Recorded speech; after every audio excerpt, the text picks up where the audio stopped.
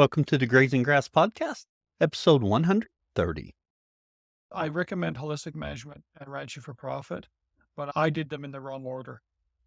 You're listening to the Grazing Grass Podcast, sharing information and stories of grass-based livestock production utilizing regenerative practices. I'm your host, Cal Hardage. You're growing more than grass. You're growing a healthier ecosystem to help your cattle thrive in their environment. You're growing your livelihood by increasing your carrying capacity and reducing your operating costs. You're growing stronger communities and a legacy to last generations. The grazing management decisions you make today impact everything from the soil beneath your feet to the community all around you. That's why the Noble Research Institute created their Essentials of Regenerative Grazing course to teach ranchers like you easy-to-follow techniques to quickly assess your forage production and infrastructure capacity in order to begin grazing more efficiently. Together, they can help you grow not only a healthier operation, but a legacy that lasts. Learn more on their website at noble.org/grazing. It's noble.org/grazing. On today's show, we have Stewart Staudinger. He lives in Canada, and we talk about his journey from a Simmental ranch to a bison ranch and how the changeover of his father's ranch to bison drew him in, and he ended up going back home. We find out what they're doing on the ranch, how they're incorporating regenerative practices, and what's happening there. It's a really good episode. It is our first episode that includes someone who's raising bison, so really excited about that. Thank you, Stewart. Wonderful episode. I think you'll enjoy it. Before we get to Stewart, 10 seconds about my farm. I think I told you a month or two ago, we decided not to bale any hay this year, and we were just purchasing hay. We have our barns full, and we got it at a reasonable price, and delivery was included, which is always great, which meant I didn't have to go haul hay. So wonderful. We're in great shape. It's gotten kind of warm. It's gotten kind of dry here, but it should be getting better soon. We did get a half-inch of rain over the weekend, so I'm always excited for a little bit of rain. I am planning on broadcasting some cool seasons in and having the cows try and stomp it into the ground. So we're going to try that. I haven't really done that before, so I'm going to try that and see how that goes. Let's do 10 seconds about the podcast. For the podcast, let's read a review. We haven't read a review in a few weeks. This review comes from Dr. Callahan. It says, one of the best. Great show that continues to get better and better. Truly appreciate Cal's commitment to expanding the art and science of grazing ruminants. Not a wasted episode. Listen to them all. Thank you, Dr. Callahan. We appreciate that. His words are much too kind. We're trying to share stories, and I hope you find value in them. We have a wonderful story today with Stewart, and let's talk to Stewart. And let's talk to him. Stewart, we're excited you're here today. Welcome to the Grazing Grass Podcast. All right. Well, thank you very much for having me. I'm looking forward to it. Stewart, to get started, can you tell us a little bit about yourself and your operation? Okay. Well, I'm Stu Staudinger, born and raised in Central Alberta, purebred Simmental cattle ranch. And I graduated high school in 91, and I'd always wanted to be a pilot and an engineer. So my mother's English. I ended up going to the UK. I studied engineering at university as an aeronautical engineer, and I ended up joining the Royal Air Force while I was there. So I was sponsored through my university degree by the British military. And I joined the Royal Air Force as a pilot.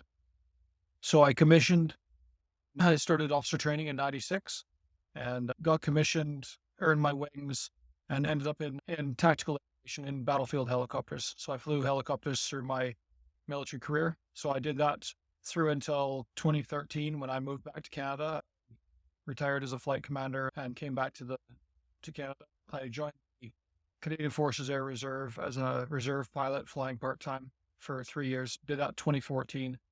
And then in 2017, I left that completely and came back to the ranch full time. And I'll tell you in another 10 or 12 years whether that was a good idea or not. Oh, yeah. Yeah.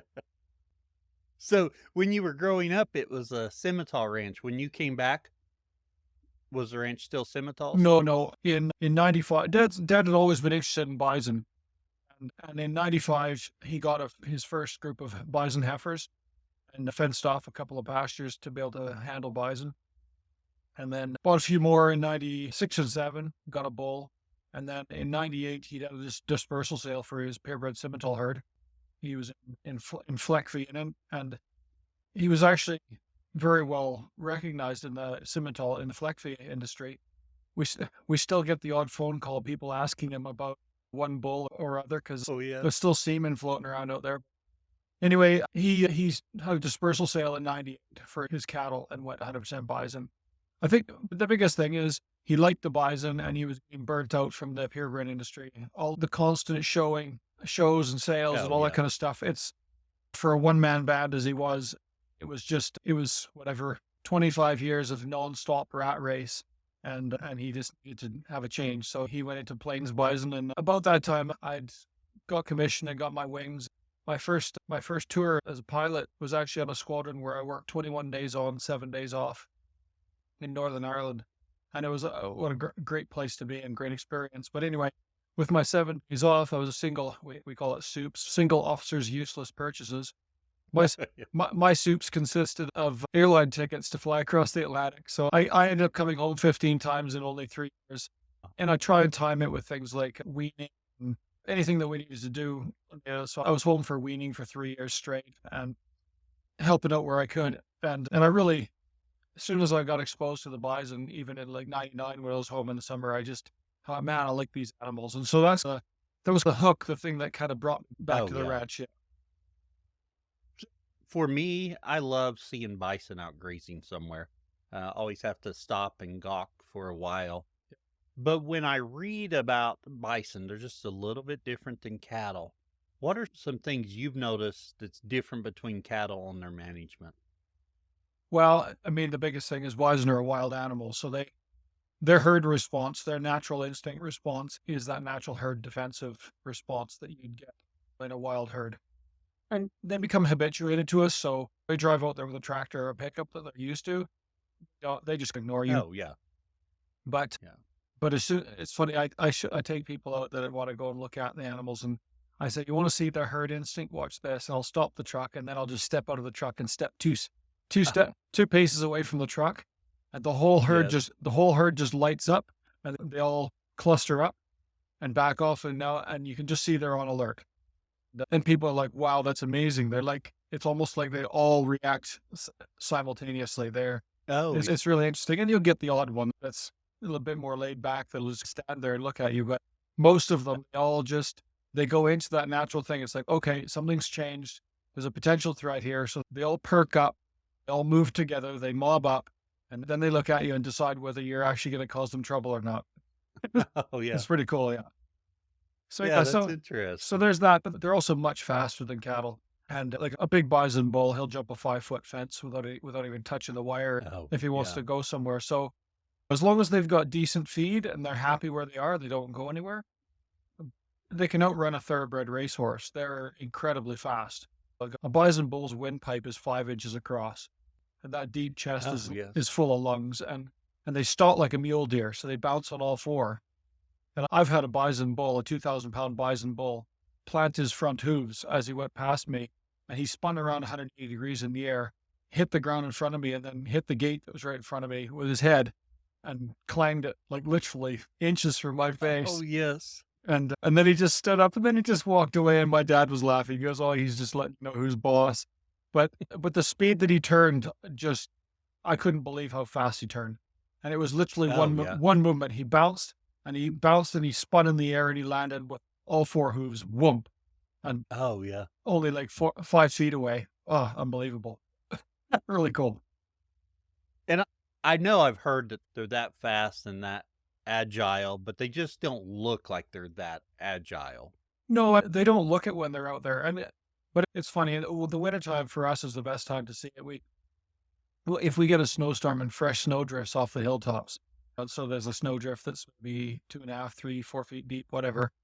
You usually start with the yearling heifers. Or 2-year-old heifers. They'll all decide to go for a run. So you have like 15 of them will go running through a snowdrift and snow goes flying everywhere. The next thing you know, you'll have a whole herd of 90 or 100 animals charging through the snowdrift, snow's flying, and they're just kicking their heels and dancing around and having fun. Calves, cows, everything. And the funny thing is, then you see like a 9-year-old bull. He's standing there watching all this, and then he decides to get involved, and he'll charge through the snowdrift and kick his heels and everything else. So that they don't deliberately act as agile when they get older, except when the whole herd starts to play. Then even the older bulls will get involved. It's really Oh, neat to yes. see. It's really neat to see. Most of the time, you don't notice it. If you just drive by on the road, you won't see it as a general rule. But if you're watching them for a while, you'll see these moments where the whole herd just decides to play and away they go. Oh, yeah. I imagine so. It's pretty cool. With the change from going from Simmentals to bison, what kind of changes had to happen on the farm or on the ranch? Well, initially, it's two issues. One, obviously, you got to keep them here. So a little 3.5, 4 foot cattle fence is not suitable for bison. It's not to say that they won't stay there, but if they're pushed for some reason, if a low fence, they'll just hop over it and off they go. So Dad did quite a bit of fencing early on around the perimeter. For most of the ranch, we've got page wire, so we have about a 5 foot page wire fence, Oh, okay. and that's a decent sort of outer barrier. And this is, I have to say here, we've learned a lot since then, and the whole industry has learned a lot about handling bison since then. And then he started building handling setup. The biggest thing was our wooden handling setup and alley to the chute and stuff like that wasn't up to handling bison. So Dad had got a bunch of welded steel panels with boxes with rolling doors and that kind of stuff. Started off smaller, modified his. He had one of those half moon cattle tubs. So Oh, yeah. he had that modified with extra piping built up higher to give it a bit more height. Because I've seen a 2-year-old heifer with her front legs over a 7 foot fence. So if they're in a panic, they'll jump pretty high. And so we've got 7.5 foot panels in our handling system. And so there was a bunch of that kind of shift was how do you adapt what you've got for cattle to be able to handle a few bison? And of course, initially he bought a bunch of heifer calves, and then he had a bunch of yearlings to handle, and then he got a bull when they were 2-year-olds, and so he was stepping things up as he went. You can't do it all at Oh, once. yes. But Right. then when he totally got out of bison, or out of beef, he had to put a fair amount of time and money investment into making sure he had a setup that could handle the bison. And we've been modifying it ever since. But he went and visited a bunch of other ranches that were handling bison and got their advice on what worked and what didn't. And some guys built some really elaborate setups based on what Parks Canada has, which are probably complete overkill. But you learn through experience over time. And so we've got to the stage where we know what we need. And when we built a new loadout system, whatever it was, 3 years ago or 4 years ago, we had a much better idea of what we were looking for. And when we got the panels welded up, we got them welded to the right shape and size and everything else to get exactly what we wanted. And it works really well now. So that's what we get new guys coming into the industry now that come in. They'll be on a tour. They'll be going around and looking at people's handling setups because they bought themselves 40 cows.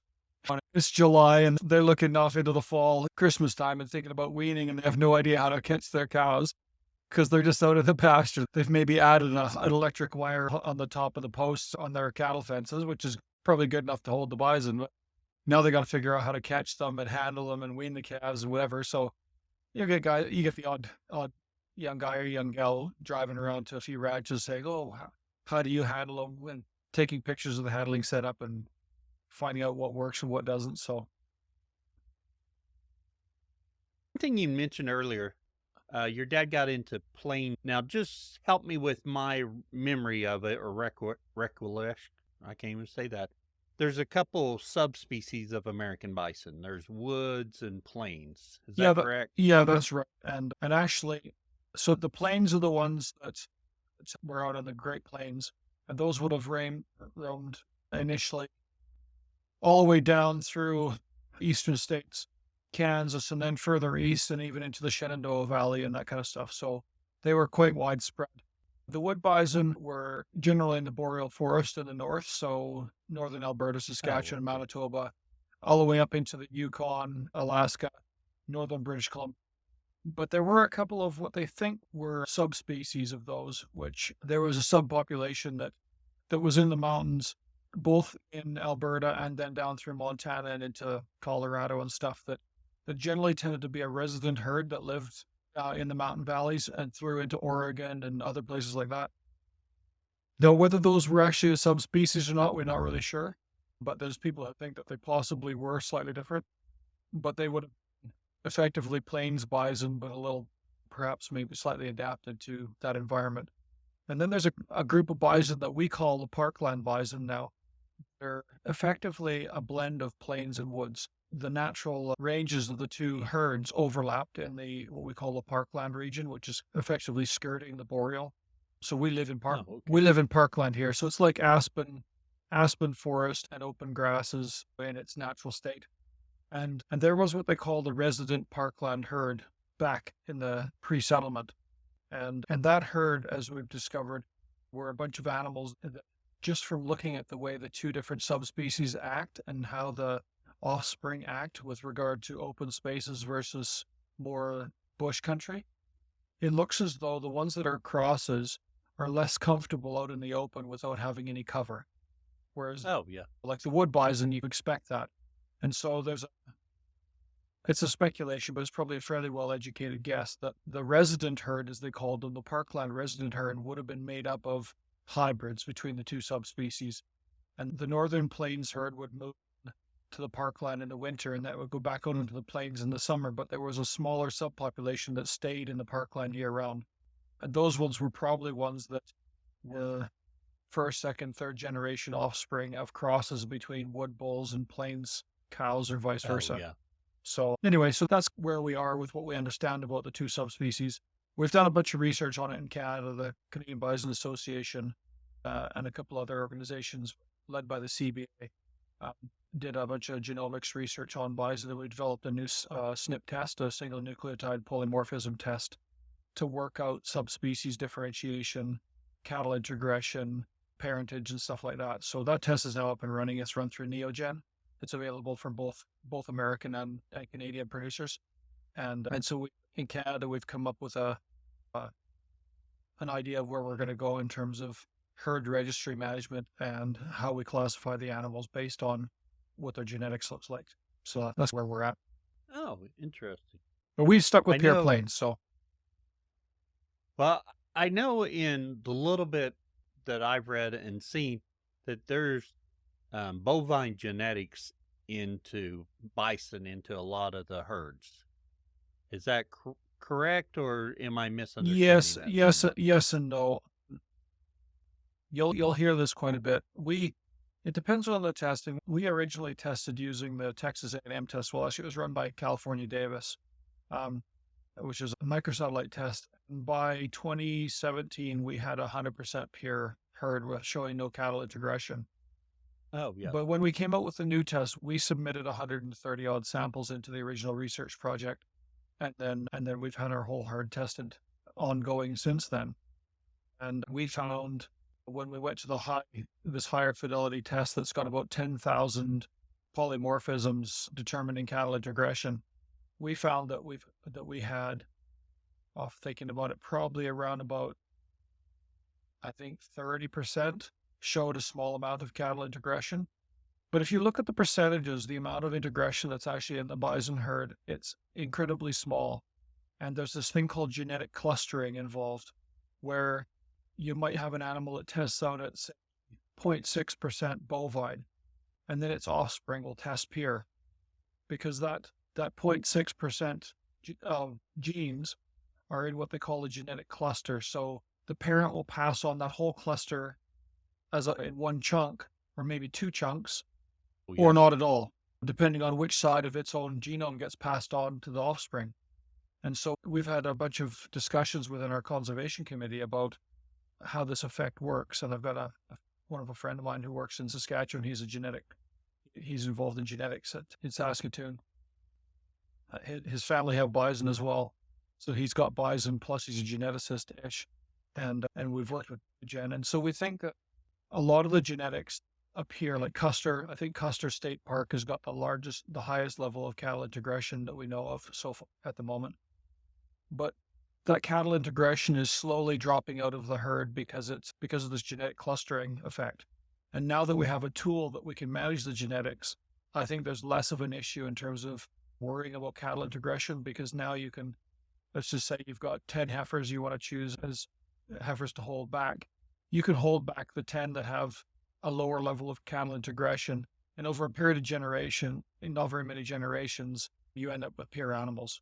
And so Oh, yeah. it's interesting that we now have a tool to do that. So with people panicking about the number of cattle or bison with cattle integration, I think is, well, I can understand it going if you went back to what people understood of the science 20 years ago, but now I think it's a bit less of an issue because we're a much better that's much better toolbox for dealing with it. I think over a period of the next 20 years or so, there'll be a much larger population of bison, even in private hands, that test 100% pair genetically, just because guys will be able to manage the herds that way.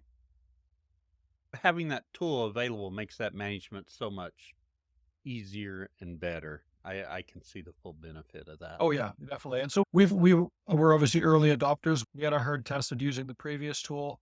We were the first fully tested herd in Canada, and we've stuck with it. And so I'm on the conservation committee for the CB and the registry committee. So it's an ongoing project, but I think it's a really good sign that the cattle integration in the herd across North America is not as an issue as some people may have thought.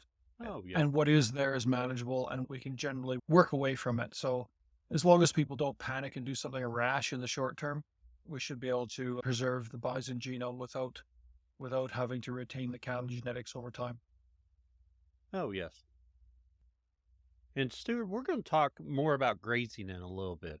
So we're going to jump more towards the end of the process in that how do you market your bison?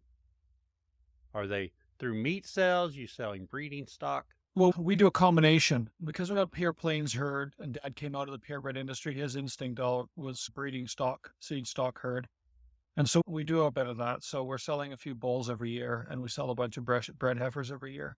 But the industry's not big enough for that to be the entire piece.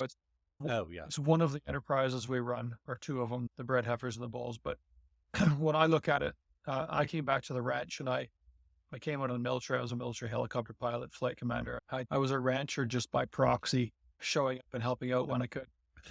But I didn't really understand the business side of it, and it took me longer than I probably should have to figure that out.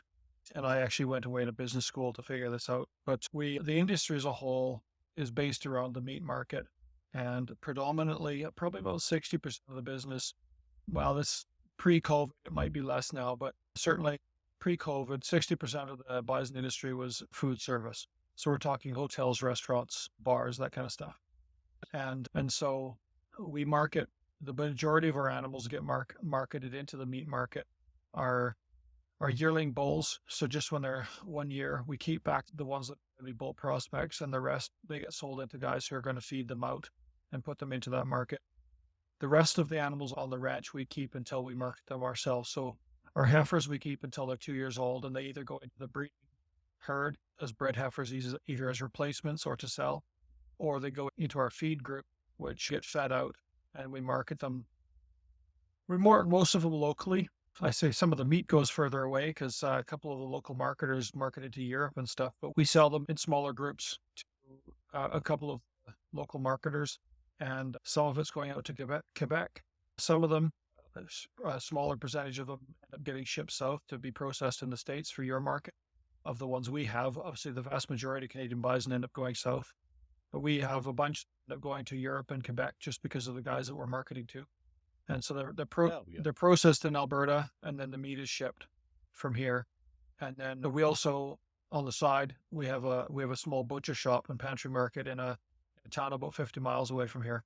My sister manages that butcher shop, and it's like a European style artisan butcher shop. And we do all local sourcing there. So beef, bison, yak, pork, chicken, turkey, whatever, a whole bunch of stuff, eggs, a little bit of dairy. And so we move a bunch of our odds and ends and what have you through the store. We market quarters and halves from our feeder heifers. We market those through the store. Some of them are marketed directly through the store. Some of them are marketed through a partnership with a grass-fed beef marketing group Yeah. because they've got customers that want bison as well. So we market. It's not huge numbers, but through the winter we were probably average. I'm guessing 2 animals a month in quarters and halves going through that Oh, market. yeah. So we've got our fingers in a bunch of pies, and sometimes it feels like there's too many pies, and we need a couple of bigger pies rather than a whole bunch of small ones. But anyway, that's where we're at right now. With your bison, are you finishing them with grain? Yeah, so we're finishing with what we call a mixed ration. We've done a little bit of grass finishing, but without being able to manage the grass properly, I had a bit of a grass finishing disaster a few years ago, and so I'm not going back into that until I've got the infrastructure for it, because it's a bit of an art form, and if you can't keep if you can't keep them on fresh high bricks grass, then you're looking for trouble. So what we do is we feed them a mixed ration. Bison won't eat as much grain as cattle. They don't like it. They're not as healthy on it. Oh, yeah. And so we feed them free choice hay or grass because some of them, they spend a lot of the time on pasture, but they've also got access to a feeder. And so they got free choice hay or grass. And then we feed a pellet blend. Some of the pellets have been like a pea and lentil screening pellet, which we used for quite a few years, which is a good one, but the prices went through the roof. So we switched over. We're now using a mill run pellet right now. So that'd be mostly wheat. We've recently used a malt sprout pellet as well, and a couple other blends.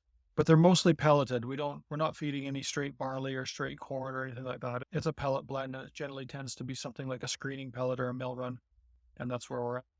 And just so people have an idea in terms of grain, I've got a local beef guy who's like a pale a chop by the fence type beef guy, but he's still feeding a pretty high ration. He gets up to between 16 and 22 pounds of grain a day when he's finishing his steers. So that they're eating a lot as a beef animal. And some guys are up to 26 to 30 pounds a day. So it's a really high grain ration. Whereas the bison, even our bigger bison bulls, when we're finishing them out, we've got like 9 that we're going to market in the next couple of weeks. Those guys are still only eating maybe 4.5 pounds a day, maybe 5. Oh, yes. So there's a big difference there in the consumption of grain or pellets versus green forage with bison. And like we say, we just free choice, and that's generally when they settle out at. And the heifers, they're a bit smaller. They might only be eating 3 pounds a day when they're finished. So most of what they're eating is green forage. Oh, yes. Very interesting. Stuart, it's time. We're going to go ahead and transition to our overgrazing section. You'd mentioned there about you tried to grass finish and you need to do a little bit more on your grazing management. Well, paddock grazing and infrastructure, which feeds right into that. Yeah, okay. So you're grazing a bison. That's right. Yeah. How are you doing it? Okay. Well, when I arrived back on the ranch, we were doing, the best term would be rotational overgrazing. So we had one herd that was in a pasture complex that had 5 paddocks. But the problem with that is it only had reliable water in 3 of them. So in Yes. the springtime, we could graze through 5 paddocks, but come mid to late June, when the water started drying up, then we were down to 3 paddocks. And it's quite sandy soil, which doesn't do well under heavy light continuous or heavy continuous grazing, which is effectively what you do. Even if you're rotating just through 3 paddocks, let's say you're doing 10 days here, 2 weeks there, 2 weeks there, and then back again, your rest periods aren't long enough. Your exposure times are too long. So overgrazing is going to happen. There's nothing you can do about it. And then our bigger herd, we had originally split into 2, just because of bull genetics. And those were all basically in a complex. It was just 2 pastures each. So it was just a 2-way rotation for 2 herds. And so that's where we were when I came back to the ranch in 2017. And in the meantime, though, because I was here part-time for 4 years before that, we had started looking at more regenerative stuff in soil health. So our hay land that was not in particularly good shape, we switched it over to polyculture. and made silage bales off of, planting about a 12 species polyculture cover crop mix in. And we've done that on various parts of the land, just making sure we increase the biodiversity in the stand, putting in stuff that's going to over the long term, and then replacing it with perennials that's got a much more diverse blend, so that we've got the biodiversity to be able to then move on to the next stage. So we started that in 2016, so a bit before I came back full time, and then but we didn't really do much about the grazing until I was back, and I try and figure out exactly what we're going to do to try and deal with the overgrazing issue.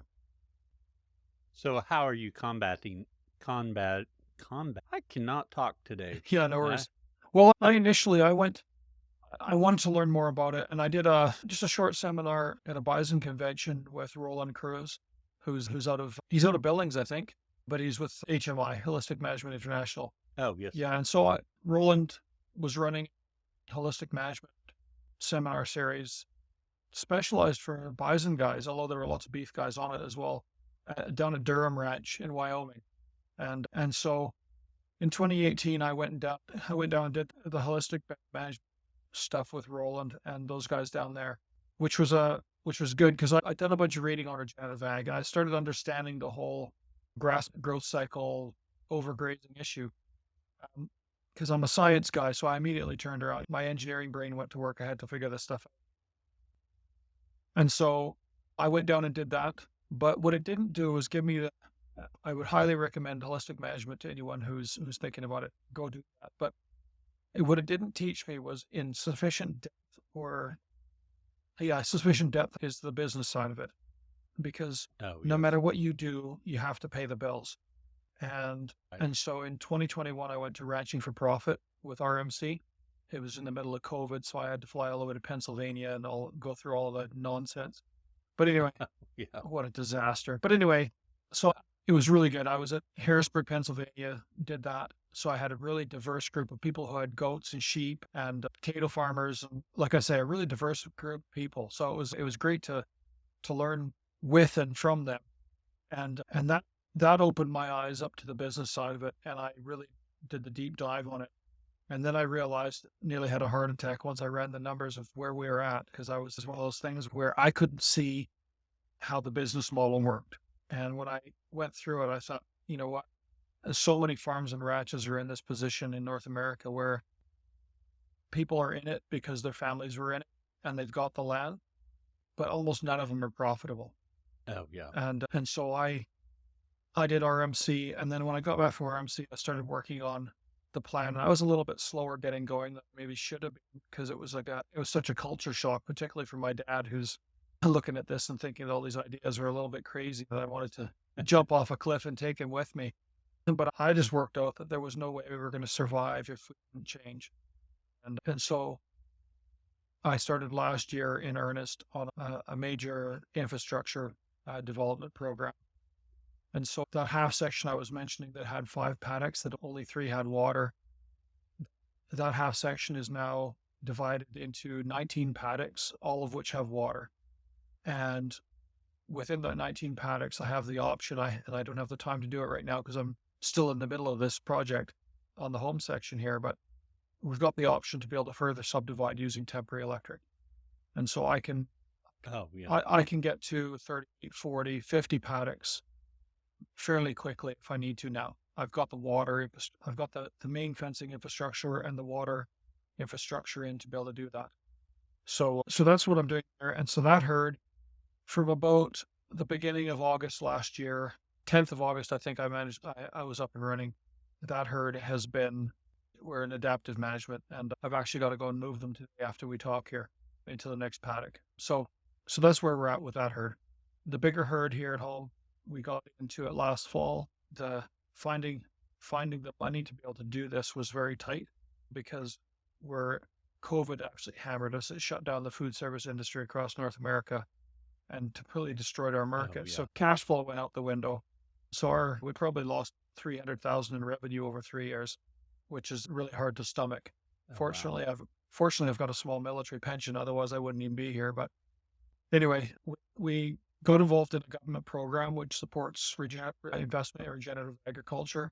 So polyculture cropping, adaptive grazing, various other programs. So you can get some financial support for infrastructure investment.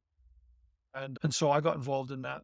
And so as of late later last year, we started phase 2 of our program, which was to get our home place ranch cross fenced.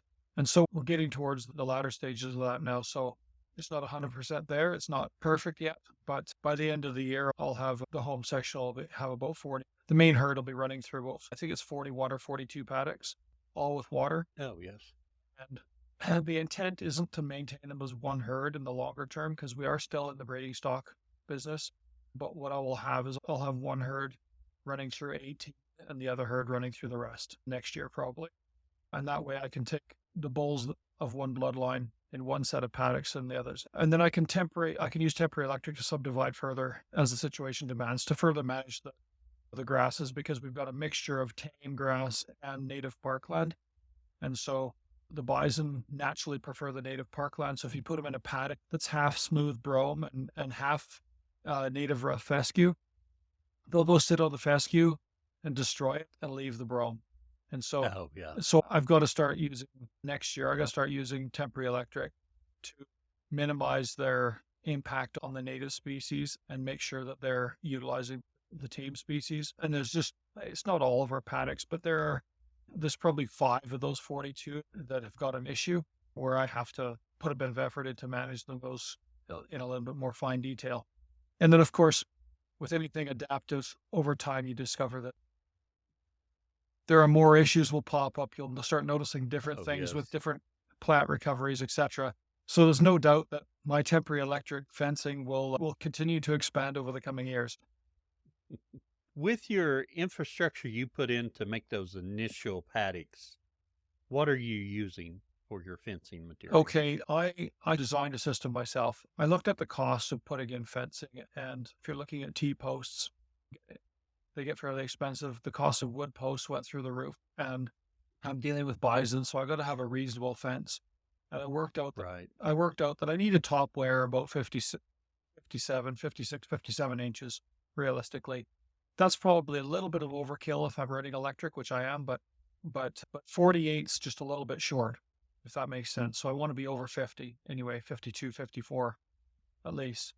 And so I got a hold of a bunch of sucker rod out of the oil industry and started cutting posts and figuring out how do I insulate a sucker rod at a price point. And so I developed a system where I use 2 pieces of poly pipe. I have about a 2-inch long chunk of 3/4 poly pipe and a 2-inch chunk of 1-inch poly with a slit down the side. And they just go on like over top of each other. And then I use an easy twist tie, which is a fencing tie system developed for page wire. Not for page wire, for chain link. Oh, okay. And the one that fits an 1.75 inch chain link post works just fine if I've got a 7/8 sucker rod with those 2 bits of plastic around it. And so that first section where I forget, it's about 4 and a bit kilometers of fence. We did 3-wire electric. So I did two hot wires on the top and then a ground wire running along the bottom, all insulated. But then I went back as an alumni to Ranching for Profit again in February here and talking to a couple of the bison guys that are doing similar stuff. And a lot of them have been experimenting with 2-wire fences. And so for the fencing we're doing now, we've gone down to 2 wires. So I've got one at 56, 57 inches at the top, another one at about hip height at the bottom, both hot, and that's it. Leave them. And it works quite well because the deer will go, the does, we've got both muley and whitetail here, they'll go under the bottom wire without touching it. And we get the odd pronghorn. We're not really in pronghorn country, but we get the odd one here and there. And they go under the wire as well. And so the wildlife can move.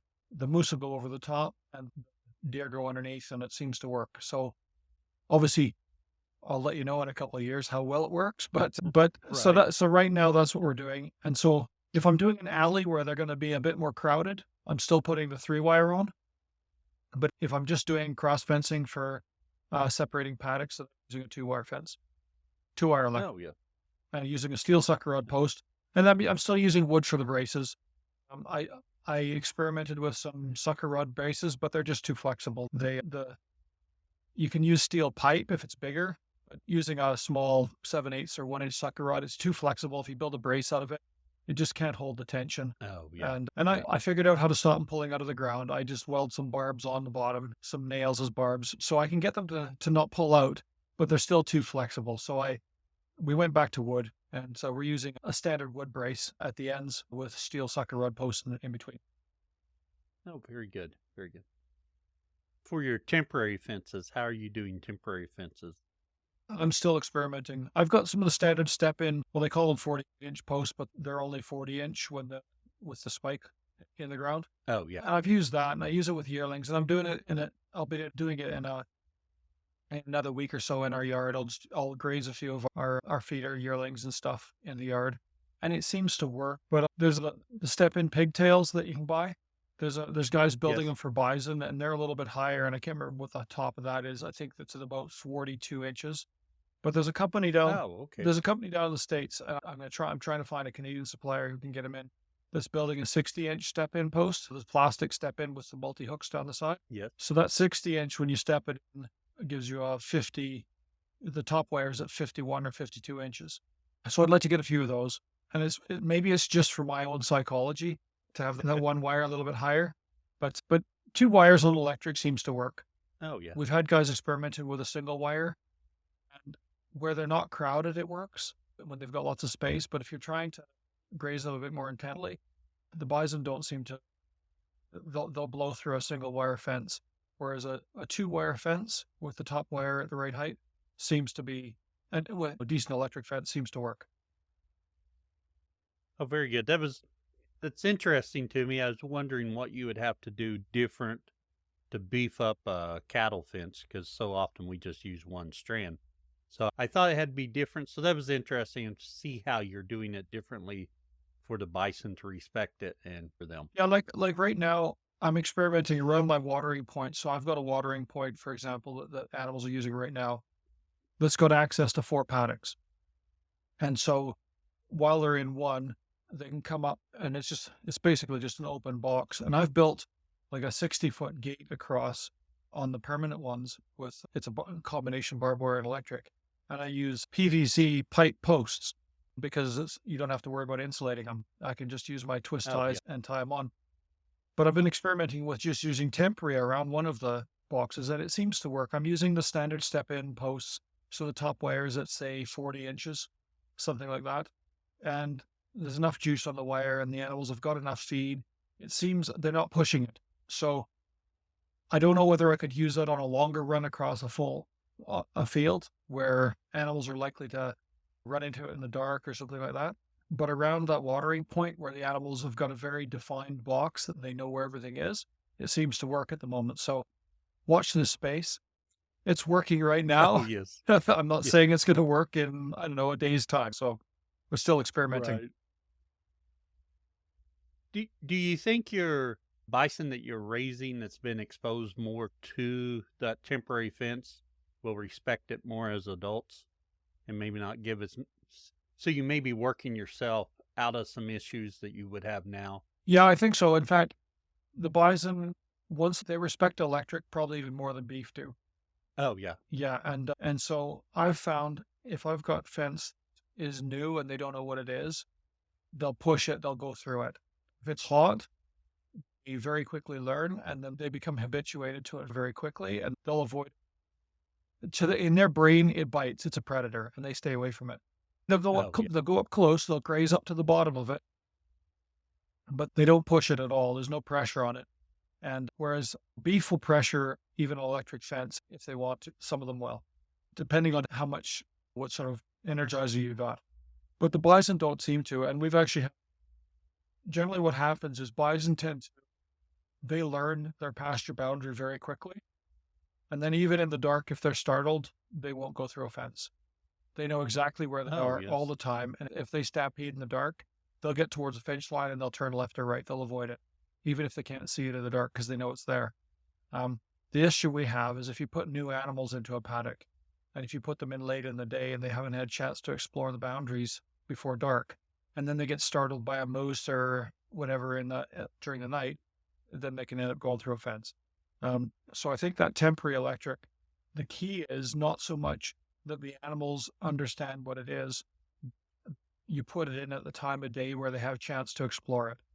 And once, Oh, so yeah. if you let them in, let's say I'm moving the animals at say 2 in the afternoon, let them into a paddock that's got a temporary electric boundary on it. At 2 in the afternoon, they've got plenty of time. They'll go and explore. They'll do a bit of grazing, and then they'll go explore the whole perimeter. They'll find out where all the fences are, and then you don't have a problem. But if I let them in there in the evening when it's just about to get dark, when they haven't had time to figure out where everything is, that's when you have a problem. So that's what I've discovered so far. Oh, interesting. Yeah. With your bison and you're using your electric fence, are there some grazing behaviors that you've identified that's different than cattle that's interesting? Well, even before we started doing this, the grazing behaviors have always been different. They mob graze naturally. It's very rare to have the herd completely spread out across a field. Like beef, you can put 100 beef into a 400-acre pasture and they'll spread out evenly across it if you give it the chance. And then if the wind starts blowing, they'll all drift into wind. Bison, on the other hand, you let them out into a pasture and you put a herd of 90 or 100 bison into a pasture and they'll all be in 2 or 3 acres. And even if the pasture is 100 acres, the bison will all still be in a cluster. They'll spread out a bit. They might be down to only, they might go down to only 10 animals per acre. 10 to 12 is where they're Oh, comfortable yeah. at. As soon as someone comes out there and disturbs them, they cluster up to 20 or 30 animals per acre. But they don't spread out beyond about, I'm thinking maybe 10 animals for the acre is where they're comfortable. Except once we wean the animals, I have noticed if you wean the animals, wean the calves, and then the cows are back out in the pasture on their own, they'll spread out a little bit more when they haven't got a calf by their side. And I think that's just a Oh, instinctive yes. thing. And so you'll occasionally get them spread out. The bulls wander off on their own on a regular basis outside of the breeding season. So that's, there'll be 4 or 5 of the old bulls will be off on their own, or maybe 6 of them doing their own thing. But even then, they're not spread out. They'll be in a small cluster somewhere. They're just separate from the rest of the herd. Oh, yeah. So they do mob graze naturally. It's not as intense as the guys who are deliberately mobbing animals to have high impact on the land.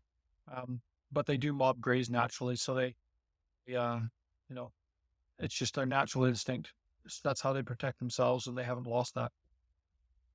Yeah, and talking about weaning calves and such, do you or are your cows calving every year with bison? Yeah.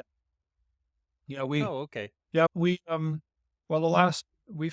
in our 4th year of really severe drought here right now. So we've got sloughs drying up around here. The old boys around here haven't seen dry since 1933. So, and there aren't many guys around left that witnessed that. Um, so, so we're, so that's quite a challenge, and it's resulted in a smaller calf crop than we normally would get. But Oh, yeah. we generally are in the 95% calf crop Oh, okay. sort of area. Yeah. We dropped down to about 90 or just under 90 the last couple of years because severe drought. We just didn't get the breed back that we were looking for. There's a body condition issue under drought conditions. But I hope aiming for recovering that with the grazing, if you can control the grazing and keep decent nutrition in front of them through that critical period as they're going late July and the breeding season starts. If the cows are in good condition and gaining condition, then we should be comfortably in the mid-90s for breed back. Oh, yes. Yeah. You mentioned earlier with the grass fed, the making sure your bricks are high enough. Are you measuring bricks in your pastures now? I'm not. No, it's one of these things. Well, rather than measuring bricks, I'm just looking at, okay, if I got a choice of moving animals in the morning or in the early afternoon, I'm going to move them at lunchtime so that they're onto the high bricks grass. Because give or take 2 o'clock in the afternoon is where your plants are at highest production. So that it's more of just a timing thing. If I've got the option, Okay. if I've got the Yeah. option of moving them when the plants are at full growth, midday or just after mid, then that's when I'll move them. and then I'll figure it out from there. But right now, I'm still so neck deep in infrastructure that take a little bit of time to settle down and figure out the rest. Oh, yes. Yeah. Well, Stuart, it is time for us to move to our famous four questions, Okay. sponsored by Ken Cove Farm Fence. Ken Cove Farm Fence is a proud supporter of the Grazing Grass podcast and grazers everywhere. At Ken Cove Farm Fence, they believe there's true value within the community of grazers and land stewards. The results that follow proper management and monitoring can change the very world around us. That's why Ken Cove is dedicated to providing an ever expanding line of grazing products to make your chores easier and your land more abundant. Whether you're growing your own food on the homestead or grazing on thousands of acres, Ken Cove has everything you need to do it well. From reels to tumblewheels, polytwine to electric nets, water valves to water troughs, you'll find what you're looking for at Ken Cove. They carry brands like Speedrite, O'Brien's, Kiwi Tech, Strainrite, Job, and more. Ken Cove is proud to be part of your regenerative journey. Call them today or visit kencove.com, and be sure to follow them on social media and subscribe to the Ken Cove YouTube channel at Ken Cove Farm Fence for helpful how-to videos and new product releases. Same four questions we ask of all of our guests. Our first question: what is your favorite grazing grass related book or resource? The favorite resource. I think my favorite resource is goes back to that I refer back to regularly is Savory's original work. And that it would be a toss up between that and Grass Productivity by Andre Voisin, who's, Oh, yes. the original guy that had a look at this stuff back in the 50s. So, yeah, between those two, for sure. Very good.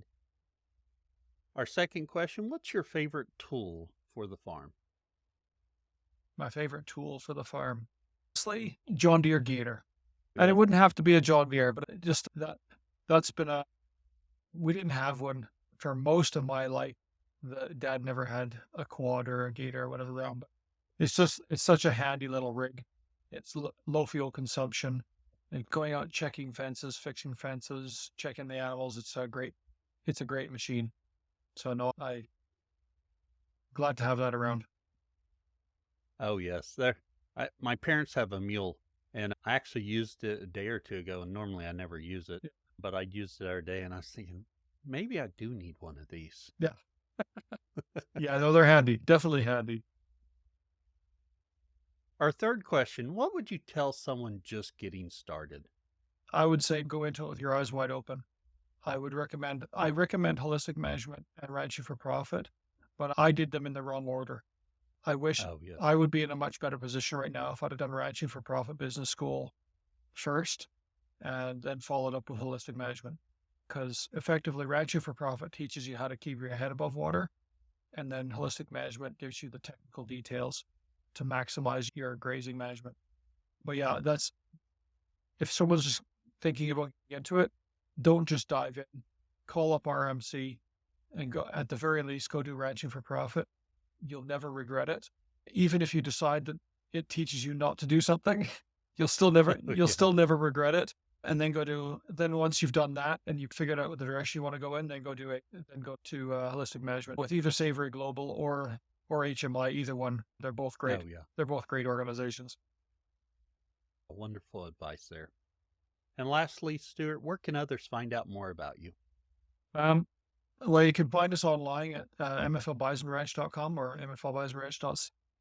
One of those redirects to the other, so you get to the same page. And there's some contact details on there. I don't keep that site as up to date as I probably should because I'm busy with a bunch of other stuff right now. But our contact details are on there, and there's a little bit of information about our ranch. And then we have a store in Sylvan Lake, Alberta, which is the Ranchgate Market. It's a separate business, but it's where we market a bunch of our animals through. And there's a little website there my sister maintains. And so if you're ever in Central Alberta, stop by there for some of the world's best bacon and some excellent bison jerky. And we carry our own products in that store. And I've got Savory's book for sale in that store and Voisin's book and some of Joel Salatin's books are for sale. So you can start your reading whilst eating some good bison jerky. Oh, there you go. Yes. Well, very good. Stuart, we really appreciate you coming on and sharing with us today. No, well, thanks for having me. It's been really good, and I'm hoping that I can maybe get some feedback and learn something from this whole experience. Uh, Hopefully so. I know our listeners will benefit from it. So, again, thank you. All right, you're welcome. It's been a pleasure. I really hope you enjoyed today's conversation. I know I did. Thank you for listening. And if you found something useful, please share it. Share it on your social media. Tell your friends. Get the word out about the podcast. Helps us grow. If you happen to be a grass farmer and you'd like to share about your journey, go to grazinggrass.com and click on Be Our Guest. Fill out the form and I'll be in touch. We appreciate your support by sharing our episodes and telling your friends about it. You can also support our show by buying our merch. We get a little bit back from that. Another way to support the show is by becoming a Grazing Grass Insider. Grazing Grass Insiders enjoy bonus content, monthly Zooms, and discounts. You can visit the website, grazinggrass.com, click on support, and they'll have the links there. Also, if you haven't left us a review, please do. It really helps us as people are searching for podcasts. And I was just checking them, and we do not have very many reviews for 2024. So if you haven't left us a review, please do. And until next time, keep on grazing grass.